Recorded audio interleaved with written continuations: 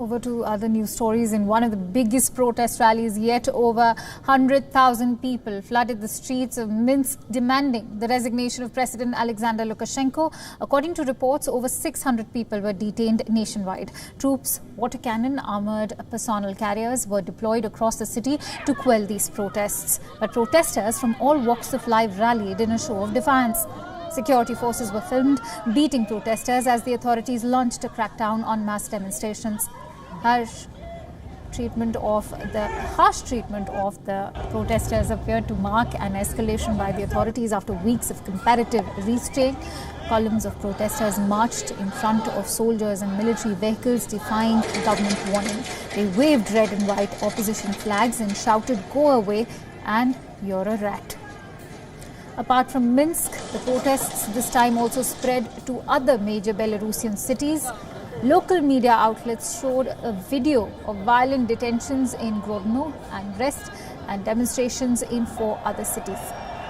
Belarusians have been demonstrating across the entire country for nearly a month now after Lukashenko claimed re-election with 80% of the vote on August 9.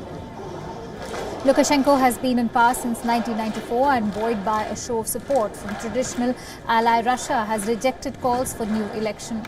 This week, dozens of people, including student protesters and journalists covering rallies, were also arrested. The Baltic nations of Lithuania, Latvia and Estonia have blacklisted Lukashenko and 29 high-ranking officials in his administration. But other European Union members appear reluctant to target the Belarus strongman personally. Lithuania says EU's inaction over Belarus undermines foreign policy credibility. Meanwhile, Russia has said that it will respond to any Western attempts to sway the situation. President Putin has raised the possibility of sending military support to Belarus. Putin has been eager to unify Russia and Belarus. Lukashenko has in the past ruled out outright unification and sought to play Moscow against the West. But his options now are very limited. On Thursday, Lukashenko hosted Russian Prime Minister Mikhail Mishustin and replaced the chief of the KGB security service in what some analysts said might have been done under pressure from Moscow.